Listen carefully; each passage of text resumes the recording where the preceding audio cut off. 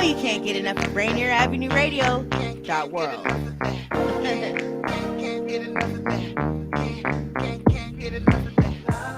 This holiday season, don't let illness make you miss a moment with the people you love.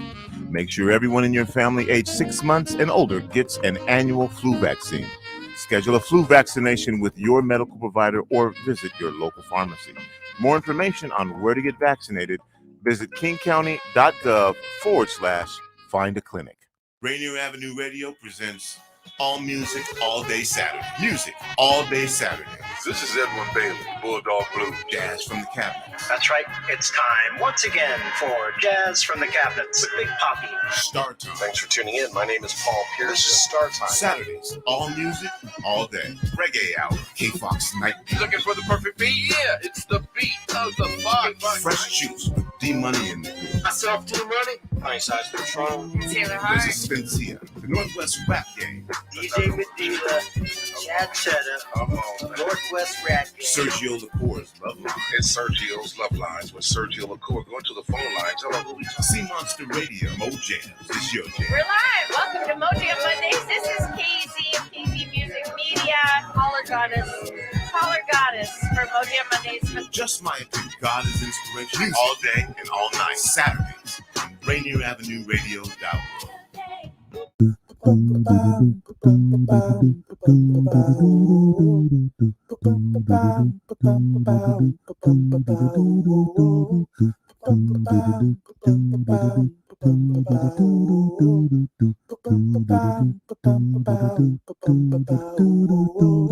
Wash your hands, don't touch your face, wipe things down, clean up your space. When you cough and sneeze, do responsibly. If you feel you're getting ill, isolate at home and chill. No, you're not alone. Please pick up your phone and call 206-477-3977. King County 206-477-3977. Public Health 206-477-3977. King County 206-477-3977. Public Health Community Radio Station will provide you with more information. Say Rainier Avenue Radio. Your community radio station will provide you with more information. Rainier Avenue Radio. You're listening to Rainier Avenue Radio .world. Check us out on social media. Facebook and Instagram, Rainier Avenue Radio .world, and on Twitter at Rainier Av Radio.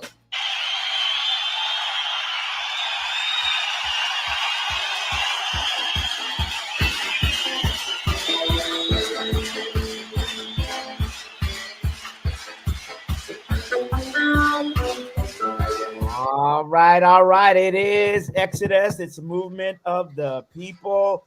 And really what it is, I'll tell you what time it is. It's high noon on a Thursday. And I am your host, Mazvita Maraire of CascadiaSports.net on Rainier Avenue Radio .world. And we're bringing it.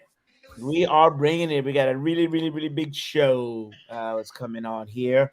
And a lot of things going on.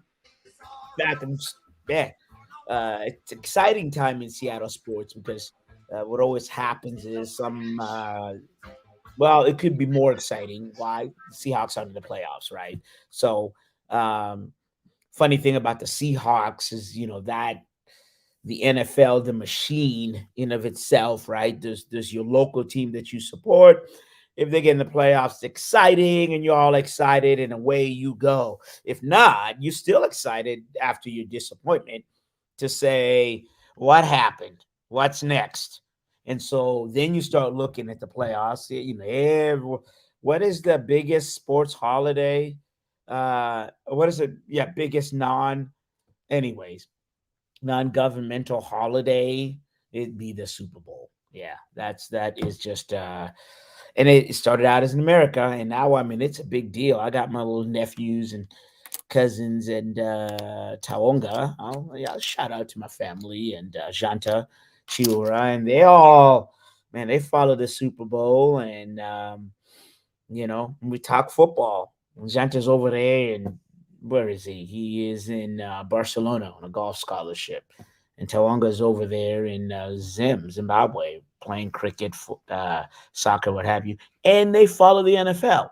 So the National Football League is a worldwide appeal. We don't always think that, but it really is. So yeah, so there you go. Just in terms of the Seahawks, and we'll see. We'll try to. I don't know if we'll do as much as I planned on to go into 7-10. I mean, in terms of their record, the Seahawks finished the season 7-10. As I said, they are not in the playoffs. Got cuts from Ethan Posick, Pete Carroll, DK Metcalf. We always try to give you the inner stuff, right from the players, and lo and behold, I had it all ready to go. And we, like I said, we'll still try to get there, but boom. I love me some sports, because then now what happened is the Seattle University basketball team is starting to kind of make some noise. They played in Climate Pledge Arena last night, and big win for them over Utah Valley. So who are we going to get? We're going to get Russell Brown of Seattle University Athletic Department to come on, talk about that. And also the Seattle University, their midfield, the Sounders drafted the 2 players in the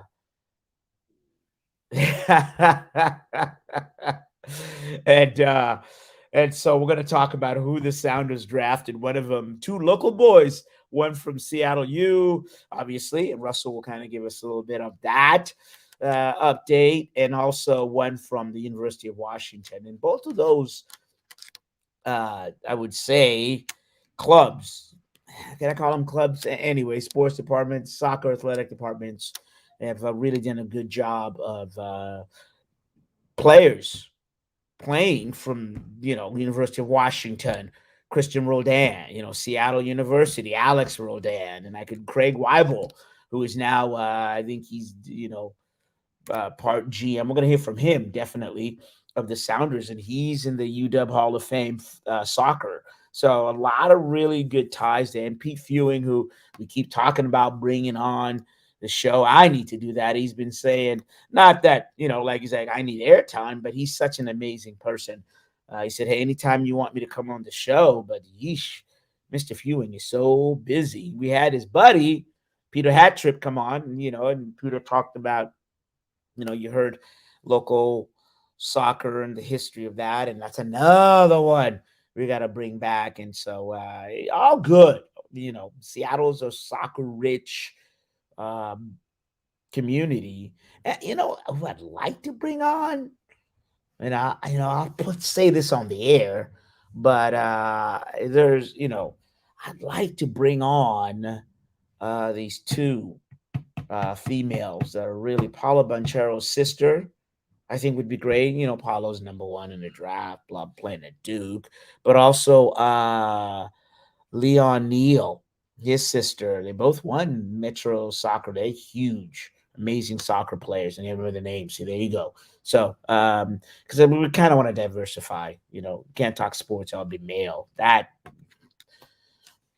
gets old. It's been old, and we don't want it to get old. And so the talent here is not only males, mind you, it's also the females in terms of the soccer-rich community of Seattle. So I will put that out there, and I'll reach out, see what we can do, get some of the prominent, amazing female soccer players in the state and get them on here to talk about what's happening. And the Storm will start. The Storm will start soon. We'll talk about them. That's basketball.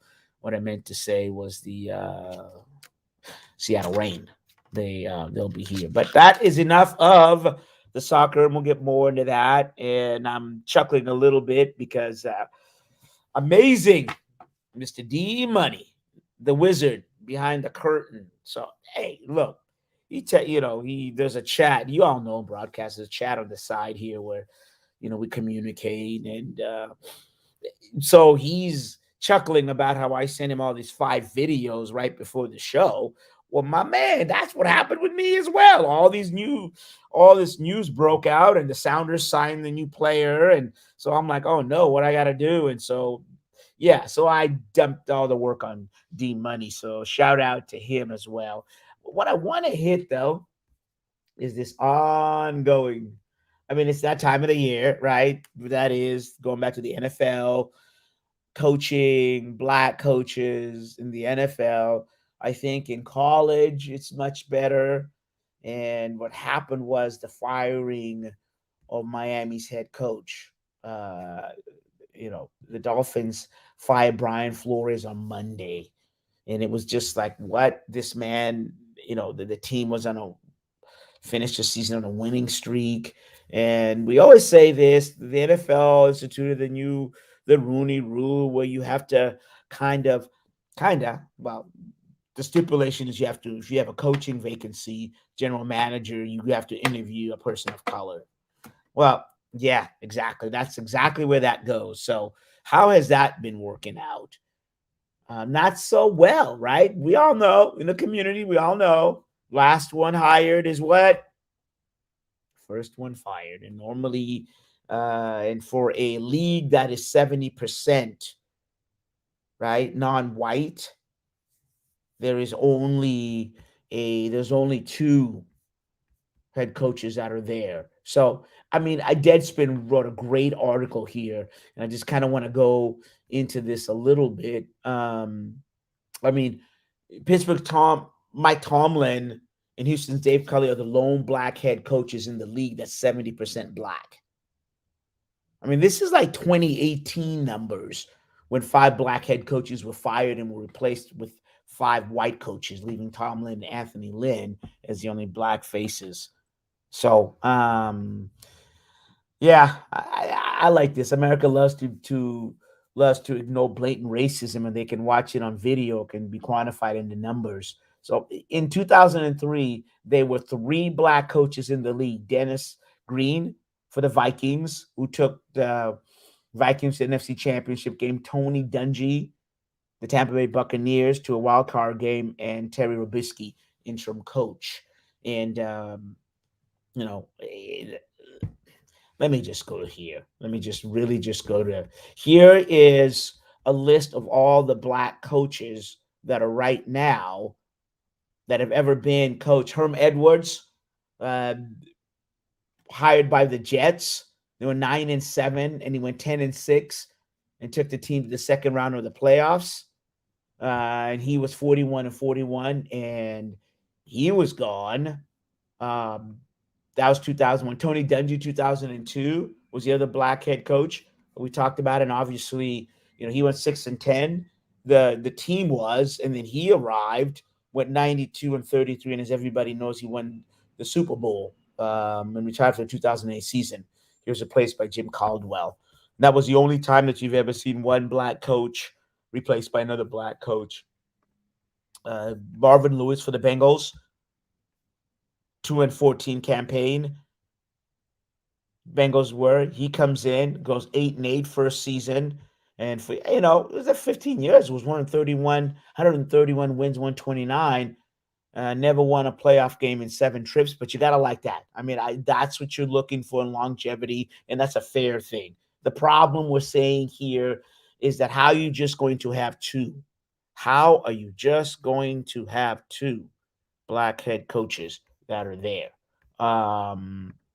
The other one that's there, Levy Smith, Chicago Bears, as we all know, and now he's a defensive coordinator. Can you believe that? In college, which I mean, he was 11-5, won Coach of the Year, 9 seasons with the Bears, was 84-66, made 3 postseason appearances, including losing the Super Bowl to the Colts. Which was the only Super Bowl that featured 2 black head coaches. Dennis Green for the Cardinals. They are who we thought they were. And he had 3 consecutive losing season. And that's fine. The issue is not, you can't fire a black coach, but you can't fire 5 and then hire 2 and just stay there. And this is a blatant issue here in terms of the NFL. And why? It's because people will always hire people that they think like they do. So you've got to change the general managers and you've got to change the ownership. Yeah, how are you going to replace billion-dollar owners? Probably not going to happen. But I think the general managers, I think it's interesting because Miami over there, they fired Brian Flores, but Serena Williams and all of them are part of the ownership. And how did that work out? So I'm not going for part of this, part minority ownership and all of that. And I'm not blaming Serena Williams, but I'm blaming some of these, these African Americans entertainers that now say, yeah, we're part of the ownership group, but the owner who has 70% can do whatever he wants, and well, that he should. Where's your voice? But Art Shell is another one for the Raiders, and Mike Tomlin is actually he's been steady, and that's based on the Pittsburgh franchise's model of only having 3 coaches: Chuck Noll, Bill Cowher, and Mike Tomlin. It's all about winning, and also the blue collar in terms of saying we'll stick with them. And they went in there and did a good job in terms of getting in the playoffs this year. But all right, I can stay on this topic all day. Time goes, and who we have now, my guy, he's representing Seattle University Athletic Department, Mr. Russell Brown. How you doing, sir? Doing great, Maz. How you doing? Yeah, great to have you. Yeah, kind of stumbling, mumbling, rumbling here because we kind of turned the show on its head, if you will, because of last night's win that we're going to talk about a little bit, and then obviously the draft, the Sounders draft midfield player from the Seattle University, and then again because you're versatile, the Sounders sign a new midfielder. But D-Money, we'll do this. Can we play the highlights from last night, and then we'll hear Russell's call of the game? But let's start with the 1-minute highlights from last night's Seattle University men's basketball.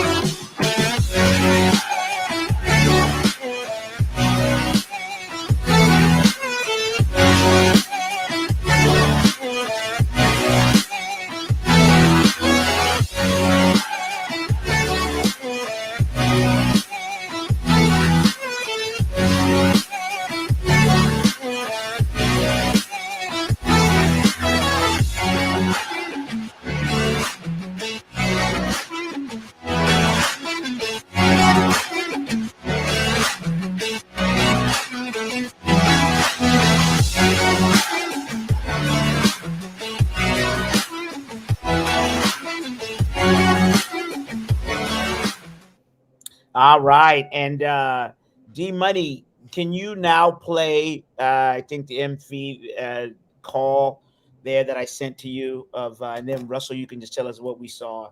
If you're able to pull that out, the one of the win is a win. Just got to have more points than the other team. Tyson shoots a 3 from Trammell, and he got it. 4-point game and a timeout taken by Mark Hanson. The Redhawks up 4 with 37.3 seconds.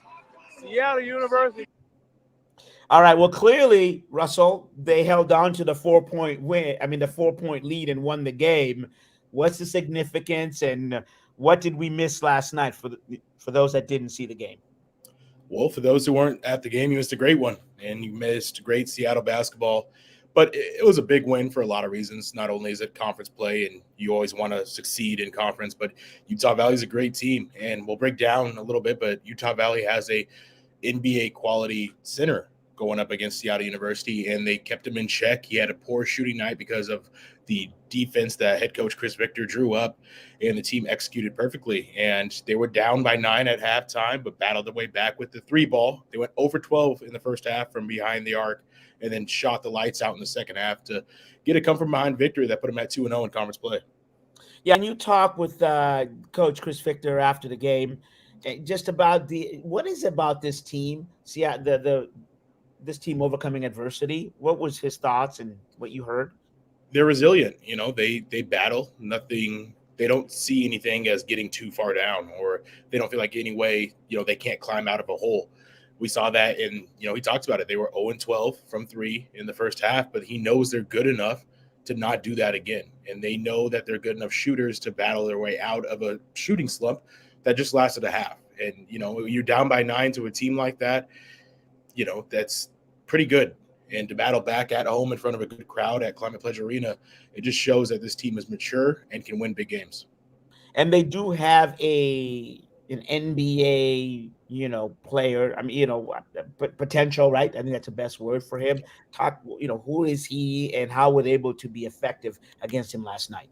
Well, Das Amac is easily the best center in the Western Athletic Conference, and many consider draft-wise the most well-rounded big man in the nation, not just mid-major, but in all of Division I basketball. And what they kept doing, he can extend the range, but he likes to catch the ball on the block. And what they did, Brayton Chatfield, center for Seattle University, did a great job. He didn't front him, but he played behind, but with the guard just in front of Amac. Every time the ball was entered, the double team came. And Amac was forced to turn and take fadeaways or tough shots with 2 defenders on him at all times. It really threw him off.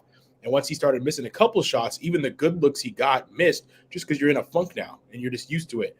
Also, he's a great rebounder. He averages a double-double all season long. He's the second leading rebounder in the nation. And every time he went up for the board, there was 3 Redhawks attacking him.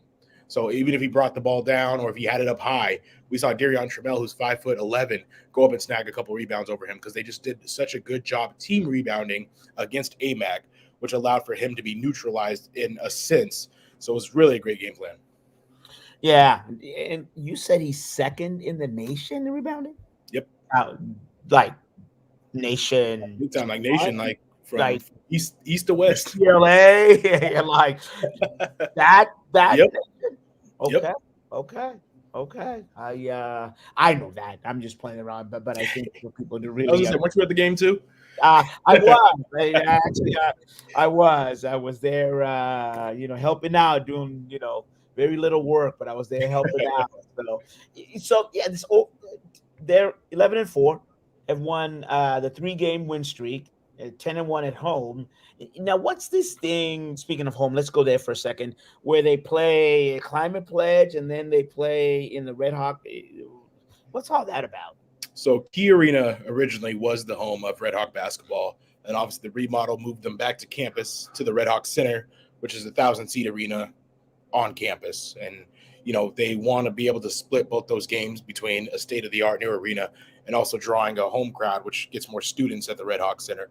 So it's just a split of games. Early on, they played a lot of non-conference games at Climate Pledge, and then there will only be, I believe, 3 total conference games at CPA. So it's just a mixture of exposing Red Hawk basketball to a bigger crowd at Climate Pledge, but also playing at your home arena. No, absolutely. And so just a quick glance of the schedule. It looks like the next Climate Pledge Arena game, as I scroll, is coming up on you probably. Yeah, is against, right, that. Stefan F. Austin. That's a pretty good team, right? On January the 26th, Climate Pledge. But I'll throw that out because really just stay with focus, not to confuse people. The Red Hawks' next game, a pretty big game here, is they play Dixie State. Is that correct? That one. So they've got DC State on Saturday at home, correct? Yep. Okay. And then they finally hit the road. Yep. Where are they standing in terms of the WAC right now? I know we said they won 3 in a row and they won 2. Yeah. Well, they're on top because they haven't lost yet. There was a reschedule. New Mexico State was our toughest game to kick off WAC, and it was supposed to happen right after the new year, but COVID postponed it and moved it. So New Mexico State is picked to be the top team in the WAC. Everybody knew that coming in. So I don't want to say that they caught a break because obviously COVID outbreak, but that moved it. So it allowed for them to now be undefeated in WAC play. They have Dixie State, which is an improved team, but still in their second season in WAC coming in. They're coming off a big win against Cal Baptist last night as well. So it's going to be an interesting game, but if they can win that one, they're standing pretty well before that Texas road trip. All right. And we would be remiss if we did not just kind of touch base a little bit on the Seattle U women. They're 5-7 right now, lost one. And so, they're 0-1 in conference. And if I can going through here, their next game will be down in Utah right now. Okay. Yep. Take me a little bit in terms of how Yep. they did, obviously not as well as they wanted to. They had a tough matchup with Chicago State here last weekend, and they had a player going up against Chicago State that was a local product that packed the gym with, I believe Glacier Peak was the school that she was an alma mater of, and they packed the gym, and she, I believe, scored 26 points and had just a lights out game. That was Chicago State's first win in conference play in 2 years. So it was a Cougar team that was very hungry for a win, and just like the men's team, the women's team was coming off COVID protocol, and you could see that the layover from the new year, plus having players out due to illness, it was a fatigue thing as well. But Chicago State came in and, gave them one heck of a game and deserved that win. Yeah, Aaliyah Collins is the former Glacier Peak, and she was actually, I think, was ranked one of the top players. And she won the Gatorade. I don't know if it's Gatorade State. It was state player, because what's interesting, the state is she was state player of the year. And remember, we had a little discussion with her coaches, and they were like, nobody here looking back. That's the thing about athletes, you know what I'm saying? And you got that Tom Brady chip on your shoulder, Russell Wilson. You don't get drafted, and you sign of disrespect, but you keep it to yourself and you just motivation. So she went over there to, like you said, Chicago State, and now she's showing, hey, next time y'all look around the peaks there. There's good players that come to the program. I think sometimes they focus on the metro or in South a little too much. There's great basketball players up north as well. Absolutely. Before we let you go, we got a few minutes here. The Sounders, so in the Major League Super Draft, took two players on Tuesday, and one of them selecting Akil Robin from University of Washington and Hal Uderitz. Say that again, will you? Uderitz, like Y-O-U, Duritz. Uderitz. Yeah, Uderitz. Yeah, there you go. You know what I said? Yeah, that's what you got me, right? All right. No, please. You know how you've heard my pronunciation, so please correct me early and often. So, and he was born in Sablons-Olon, France, correct? Correct, yep. 3 seasons at Bowling Green, and then transferred over. No. Hold on. Uderitz, hailing from Snohomish, started. Sorry. Excuse me. Yes, correct. Yeah. Yeah, as a midfielder at Seattle University. Yep. What kind of? Did you get a chance to see him play? And any comments on his play? Yeah, he's a great defensive player, defensive midfielder for the squad. He does have the ability to assist and put the ball in the back of the net, but he's a great pickup. He was a big reason why Seattle University was able to go through the conference tournament and take down Grand Canyon and eventually get an NCAA berth. So he's been big the past 4 years he's been here. His dad was an MLSer, so it comes from a pedigree. It's a good name in the soccer community, especially around here. So it will be a good addition to Seattle, the Seattle Sounders, and they've done well with Alex Roldan, and they've drafted a few players from the Red Hawk program. So I think it's the perfect landing spot, as Coach Pete Fewing said. And we know we're talking about Seattle University, but we do got to talk about the UW. I know how you all, like you were in the red and all that. So, yeah, no, Akile Robin is the one from France, and he was at Bowling Green for spent 3 seasons there before transferring over to the University of Washington. And obviously they they got to the semis. The UW got to the semis. Did not. How far did they went to the final? Oh, they're in the finals. The Red Hawks got to the semis. Is that correct? They lost in the first round. They lost to Portland in the first round. Oh, they did. Yep. Oh, there you go. Wow. It's a good thing we have you to keep us on track. Oh, because it was a UW against Seattle U game, and that's why basketball and So there was some of the UW sports information people were watching the game. That's why I got confused. Yep. Yeah. All right, so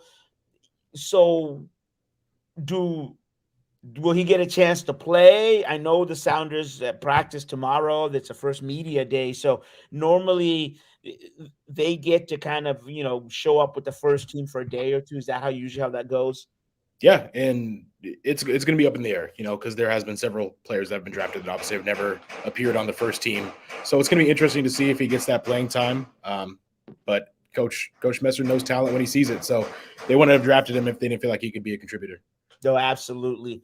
All right, so we got to go. Man, I didn't even get to the Seahawks, but you know what? They will always be here and always will be there. So we're going to go on break. Lars, hang on. I'll bring you back on the other side. So he is Russell Brown, Seattle University Athletic Administration. Russell, thank you so much for joining us and kind of giving us an update on the Seattle U sports scene. Of course, anytime, Oz. All right. So there's Russell Brown, as I said, from the Seattle U Athletic Department. And I'm Mazvita Maraire for CascadiaSports.net. We're going to go on break, and we'll be right back. And we'll bring Lars Hanson of the Dawg Report in. Hey, take us to the break, D Money. Thank you.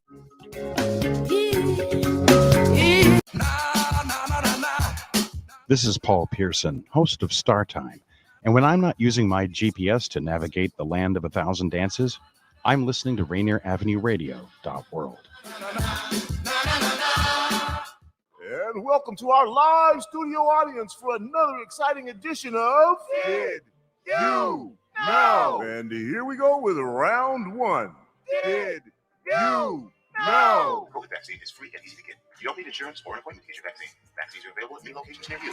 And now we're going to double the value. Did you know? The COVID-19 vaccine is always free of cost. You can visit pharmacies, community health centers, and other health providers in your neighborhood. And now for the lightning round. Did you know? The Delta variant of COVID is a mutation that has health experts worried because it's twice as contagious. Then for our finale. Did you know? The best way to protect yourself from the COVID Delta variant is to get fully vaccinated. Get your vaccine today. Find out more at kingcounty.gov/vaccine. Did you know? Greetings. This is your host, DJ Neftali, Rainier Avenue Radio .world, the best DJ in the Seattle area. You can catch me every Monday at 8 p.m. on YouTube. Like I said, this is DJ Neftali, the best reggae in Seattle, Washington, the best radio station, Rainier Avenue Radio .world. Mom, right? Are you a cultural producer who has been impacted by the pandemic? Four Culture is offering relief grants between $1,000 and $12,000 to cover your COVID-related losses and help you move forward with your creative work. If you're creating cultural experiences in any discipline at any stage of your career, you should apply. Exhibit designers, museum educators, archivists, restoration professionals, curators, archaeologists, history researchers, artists, and more. That means you. Not sure if you're a fit?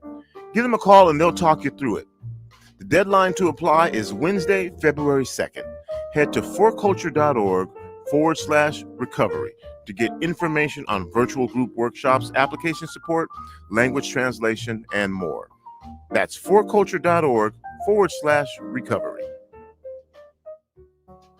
Would you like to see when your favorite Rainier Avenue Radio show comes on? Check out our show schedule, updated weekly at rainieravenue.radio.world.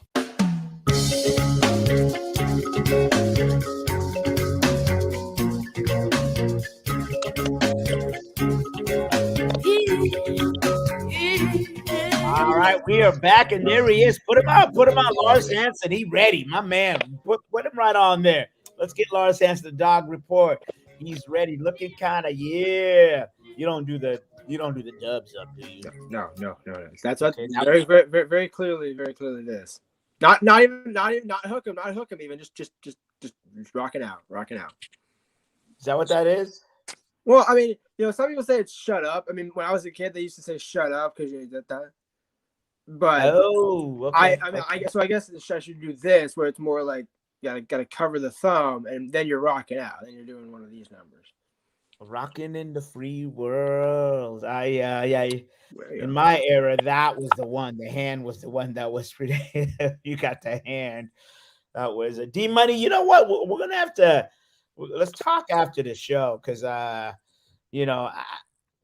think of myself as one that's not really like big headed, and I've been told I am. And when I'm looking through here, even I'm like, dang, I'm looking at the man in the mirror, and sometimes that's not such a good thing, but especially not the XL size.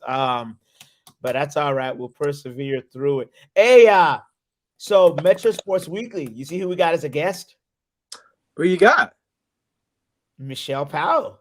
Ooh, there you go.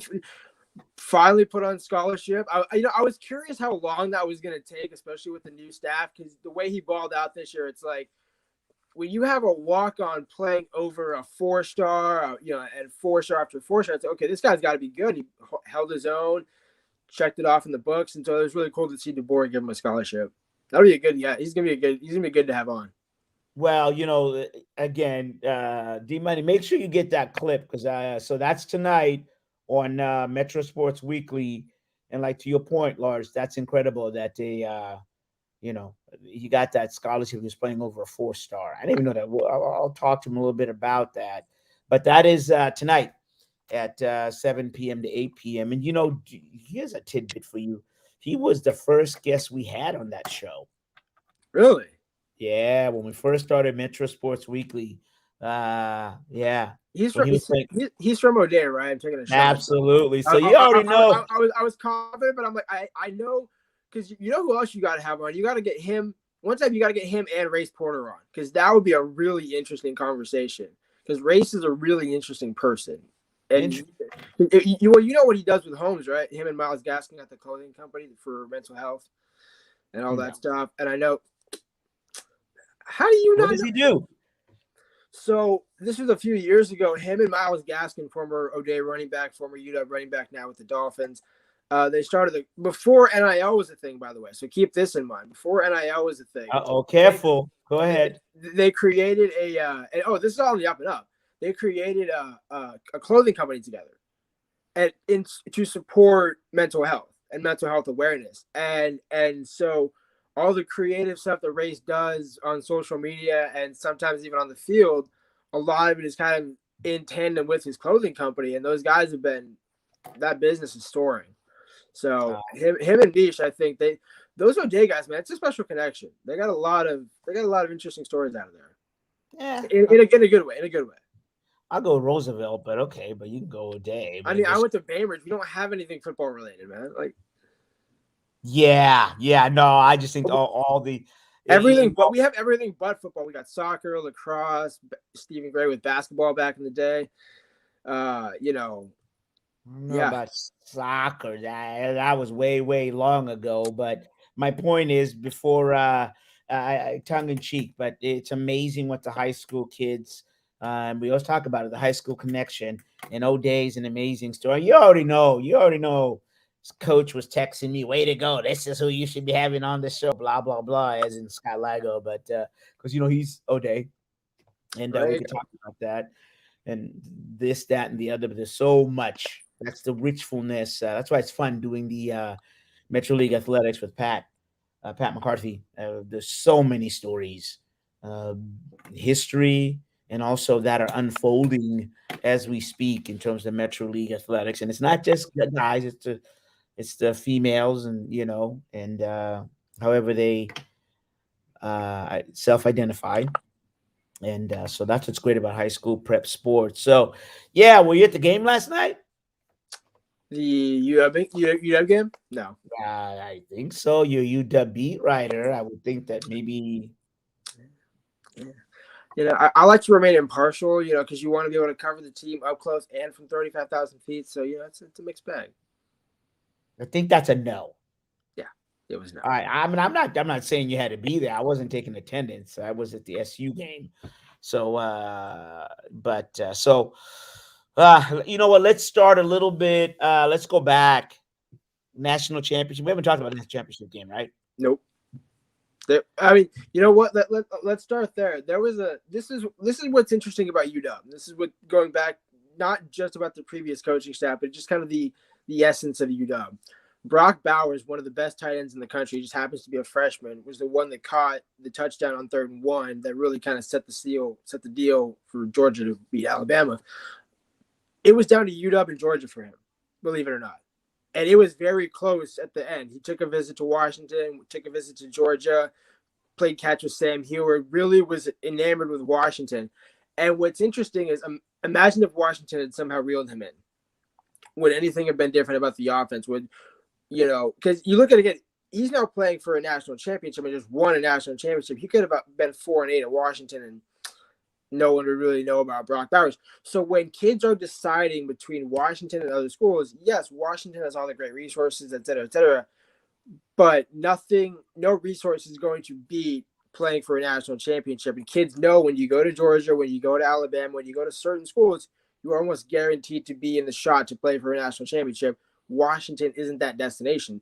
They can be, but that's what's kind of been interesting for me to see is it's not that they've been like, because it used to be that people thought, they couldn't even get the recruits. They couldn't get them on campus. It was always 3 stars and you just develop them. They've always been right there for the elite of the elite. They got a couple of them. Jalen McMillan, for example, we'll talk about him in a little bit with the new receivers coach. But they haven't always been able to stack those guys. And so I think that's what's going to be important for DeBoer or for whoever was going to be the next head coach. You're at the door. You're right. You're able to get these guys, but then for some reason or another, you can't deliver on the field, and they go to the other school for that reason. So how do you change that? How do you? And that's why you bring in a guy like Kalen DeBoer. But what's interesting about his offense is it's not really about the tight ends, and so that's one of the things I'm going to be intrigued about moving forward when we see spring practices in his first season is how does he incorporate? Because there's no question the wide receivers are going to go off. Like it's proven everywhere he's been, the receivers go off. So Rome, Jalen, Taj, whoever you want to throw out there, Jalen Polk. Those guys are going to be fine, but you've got, Ryan Otten, 6'6" tight end, Quentin Moore, Devin Cole. You got guys. What are you going to do with the tight end position? Because we see Kyle Pitts in the NFL, all these big Travis Kelce flex kind of guys. I'm intrigued. Can he put that at Washington, or is it just going to be the tight ends or just, kind of happen to be there? So Nick Sheridan is the tight ends coach, will be. He was offensive coordinator at Indiana the last 2 seasons and worked with DeBoer as a tight ends coach, Indiana in 2019. So, why 2019 tight ends, Peyton Hendershot, now a 3-time All Big Ten Conference, set a school record for business 42 receptions. He helped quarterback, worked well with the quarterback. So he's good with quarterbacks. Okay, I don't see anything that would say he doesn't get it.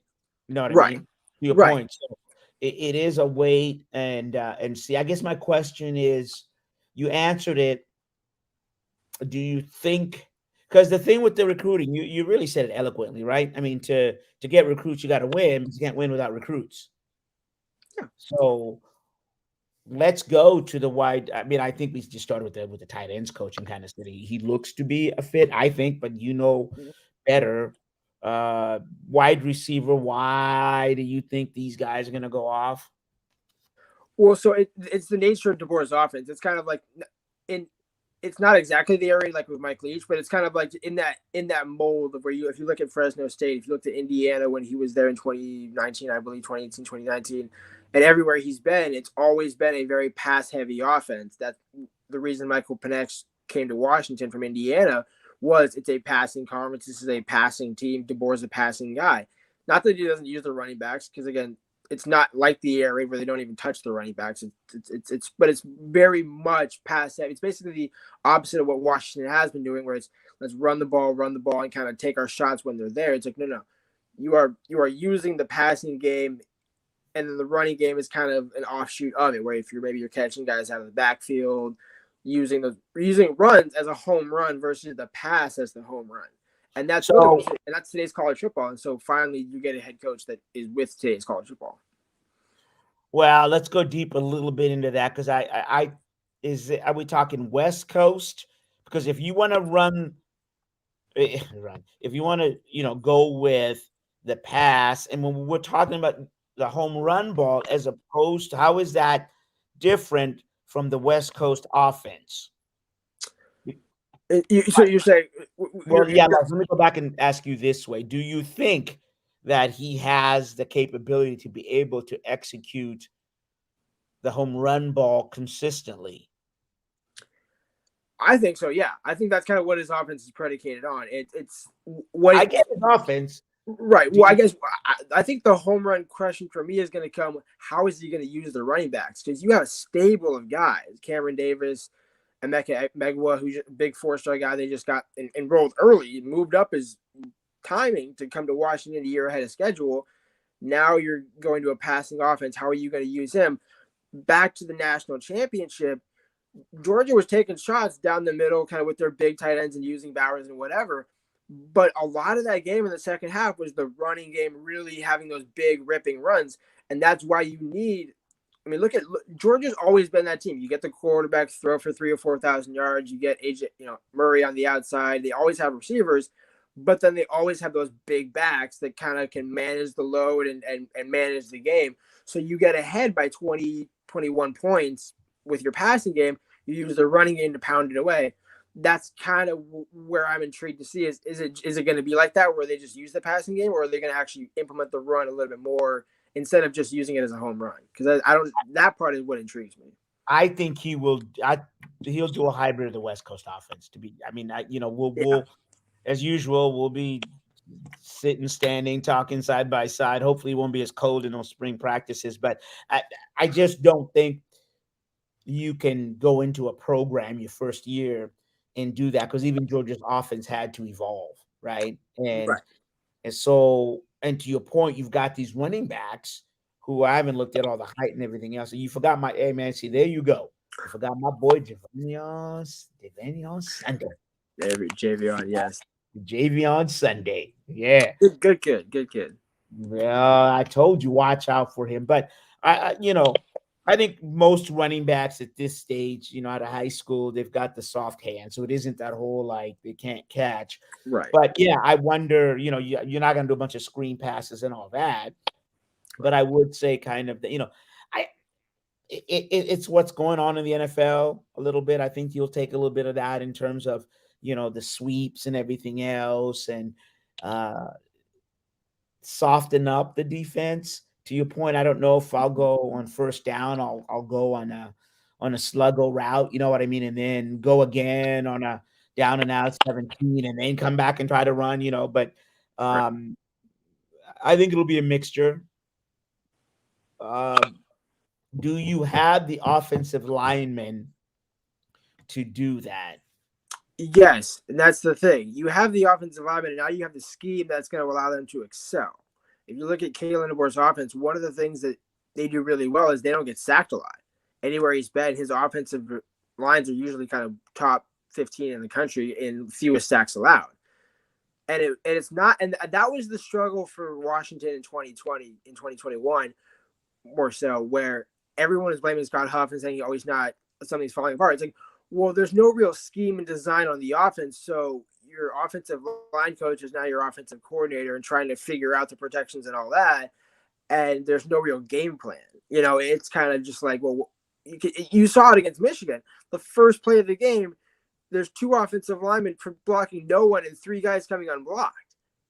That's the first drive is usually your best scripted drive, right? It's the one where you can do everything. You got time and you're gonna put everything into this, and then you make adjustments as you go.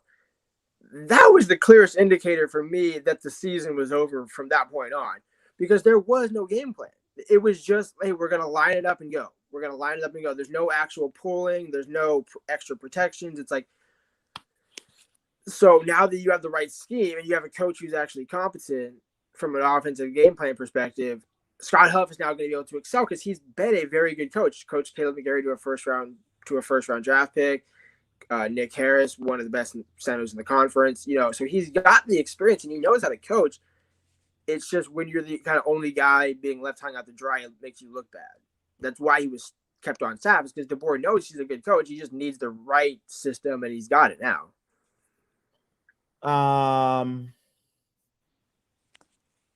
Okay. All right. I agree about the lack of continuity on the UW's offense. I mean, that was obvious. And Husband here was 2017. That's when he so he he understands, right? That's when Gaskin had his heyday as well. So he kind of understands how he knows how to mix the two, I should say. So, all right, I'll defer to the expert on that. And so the rest of the coaching staff, you're okay with that, and away you go. Yeah, I mean, so they're gonna announce Jamarcus Shepard as the receivers coach and a few other titles to make it look nice and fancy and all that. But that's their last hire to replace Junior Adams. That one, to me, I'm intrigued because he's never worked with the board before in terms of they've never been on the same staff, but they've been around each other. He was at Purdue when DeBoer was at Indiana in 2019, so there's a little bit of overlap along with Sheridan. So they've kind of as former coaches, opposing coaches, you kind of know each other loosely, some more than others, but right, yeah. And so there's not like tight continuity, but there's familiarity, so that's important. And it's a good fit because if you look at Purdue's wide receiver core this year, 35 touchdowns as a group, Washington had 15. So as good as Junior Adams was, again, kind of almost like a casualty, kind of like Scott Huff was, where it's like, hey, is he really that good? It's like, no, he's that good, just not getting any help. You lose him to Oregon, that's the rest of history. But getting Jamarcus Shepard, he coached at Washington State in 2016, so he knows the West Coast and the Pac-12 a little bit. Okay. So I think it's a good hire. You round out the staff, call it even. Again, there's only so much we can know until we see kind of what it looks like in spring and things like that. Take me to our audience, if you will. What happens now? Okay, in terms of just the coaching, you don't not day by day, but this is January. Typically, spring is, coaches are doing what between now and when does that spring thing start? Right. So there should be able to be on the road recruiting or kind of doing some evaluations from now until I think March or something like that, so February, March or somewhere around there. You should be able to get kids on campus. I think either now, I think it was either starting this week or it's sometime this month where you're able to get kids in 2023 and 2024 on unofficial visits, kind of like you can bring them to a basketball game, for example. It's usually kind of how things go. Like last year they had a junior day towards the end of January, and they had kind of some guys at the basketball game, and they were also doing things with the football team. So kind of just overlap because again, you're trying to make an athletic family, doing all that sort of thing. Okay. It doesn't matter how well your basketball team is doing. That's why I'm shaking my head. Yeah. I'm not sure if DeBoer is going to want to use the basketball team this year. That's why I was shaking my head while you were talking. But sorry, Lars, go. What's the difference between an official visit and a non-official visit? So official visits are reserved mostly for the current class. So what would be 2022? This January, so right now, so again, this current class. Next year, I think you can take early official visits in spring, which would be March, April, May, June. If you're 2023, what that is you get 48 hours on campus. The school pays for you to fly out. It's unofficial. The difference between the two is unofficial, you pay your own way. The school, you can take as many unofficials as you want, but you only get one official visit per school. You get 5 official visits, or I think maybe they might have even bumped it up recently.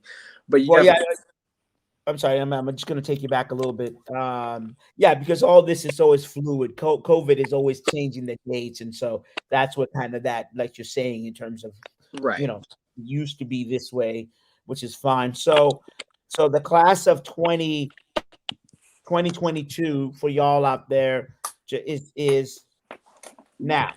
this calendar year, but academic year kind of lumped together. And so that's when they stopped. Correct. So are you doing housework again and you getting your house built? Because every time, what are you getting? A hot tub put in there? I'll go ahead while you relocate to. Well, no, I was gonna say I'm getting. See, unlike you, I see your phone's blowing up with notifications over there and all your sources hitting you up about the latest information. I'm just trying to make sure my phone doesn't die. So while I do this, all right, while you do that, I'll set you up. I'll take the ball, and I'm more of a passing quarterback. So what happens is now if you're going to graduate really in 2022, then that's what's considered your classes when you graduate. So it'd be 2022. So any school that you visit, let me get this right, in that 2022 is considered an official visit, or does it depend on whether the school pays for it? What's the delineation there? Usually at this point, like, it'd be very surprising if you brought a 2022 kid for an unofficial visit. I get it, but I'm just saying, so for our audience to know. Oh, so right. Is it the calendar year, or is the fact that the school pays for that? Once the school invests in you, the school will always pay for official visits. Well, I mean, I don't. Maybe you get some company to sponsor your thing through NIL, and you can do it that way. I don't know. Maybe we're gonna get creative one of these days. But for now, yes. So the school pays for the official visits, and it's basically. I don't know if it's per se based on the calendar, because it's kind of like the school will always pay for the official visit. It's more or less just a matter of. That's my question. Yeah, when the school spends those funds, I think that makes sense if I look at it from a state spending and how they, you know what I'm saying? That if they say, if you spend this money, it's now, that's where the books are. You have to show it's an official visit. Right. And actually, and to your point, the fiscal year usually ends in what? Isn't it June or July, right? One of those years? The academic year usually ends in when school ends, which is in June. Right. And so that's kind of why I think they cut off the official visits then. And so you can make sure in the calendar year, to your point, the academic year and the calendar year. Both for taxes and for logistical sense. And actually, people don't really think about the taxes side of it for the university, but that's kind of why, is you cut it off in the fiscal quarter in June, at the end of June. That's your second quarter right there. They merge a little bit for the audience. So they merge because the school and also goes by the government, which is the state and the federal, because the federal budget, the federal fiscal year ends in June. I might be off by a year or August, but they end somewhere June, July. Right. That's when the federal fiscal ends. And obviously there is this whole deal. So there's actually two timelines going on here. The federal funding in of itself, and it's July. It's July. It's July. All right, so it's July.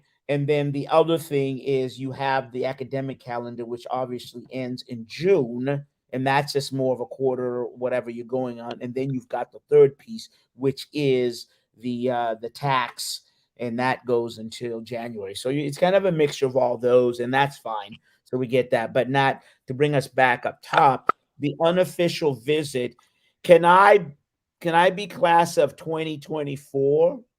Yeah, and go on an official visit. No. Why not? Not yet, at least, because the NCAA, for whatever they still stand for, is the one that kind of sets the rules on when and who can take on official. That's really the only reason the NCAA still exists, is to have that structure in place. That's really the only thing. That's fine. And we'll stay there. Yeah, we don't want to. I just kind of want to go somewhere else with this. So that makes sense. So what is it then about early signee? So can the 2022? Well, it's late. So 2023. I'm class of 2023. I can sign early. How does that go? Do you remember? You're right. Well, you can, in the sense of, I believe, if it's up to, so we'll take Emeka Megwa, for example, the guy that was a 2022, became a class of 2021 because he's committed to Washington, I believe, in June or July. decided to forego his senior season in Texas and enroll at Washington. And I want to say September, August, September, one of those two. But so he moved it up only 6 months because he would have enrolled early in January anyways. So he's not really doing that much of a difference. So to your question, if you're a 2023 kid, you could do that if you are in academic standing, I believe, which is pretty rare. It's kind of rare that you're a year ahead of your classes. That's effectively what you would have to be if you wanted to enroll earlier as a 2023. If I'm a junior at a high school, I can commit though, right? I can commit to University of Washington. I can commit at 15 years old, correct? Yeah, as long as you have an offer from, as long as the coaching I staff can knows, commit. I can commit at as young. I mean, 5 years old. Right. And we're saying, to your point, if they say, hey, 5 years old, you want to commit to the University of Washington, I can go yes. And that's a legitimate. And when does that scholarship hit the books? My year or that year? Whenever you enroll. Okay. And so that's kind of what, and as we were talking about this, I'm thinking about the transfer portal. So we're talking about recruits and all this, but then you got to manage, well, how many guys do you want to get out of the portal? And you can only have 85 scholarships. That's the cap. No, that's fine. So 85 scholarships. I was just trying to be real clear so people understand in terms of, because I know you get this, the official visit, non-official. And then also in terms of, what was I going to say? Yeah. And then obviously you're always dealing with 85 scholarship, the 3 calendars that are there. So coaches are hitting the recruiting piece and everything else right now. Yep. And then when do you close shop if you're, we got to close shop now, according to D Money. So let's do this. Anything else you want to throw out to our audience before we go in terms of what you know in the recruiting scene? No, I mean I'm curious to see how the next sort of months go. Excited to see Kyler Gordon and Trent McDuffie and Bookie, how they do in the NFL draft. Okay. That'll be fun to watch. Okay, so there we go. So we'll kind of watch the pro dogs, as they call them. And then Lars, thank you for kind of, getting our audience to understand that. We are out of time. He's Lars Hanson of the Dawg Report. I'm Mazvita Maraire of CascadiaSports.net. But this is Seattle Sports Weekly. Afternoons Monique is next. Thanks, D Money. Thanks, Lars. See you next week.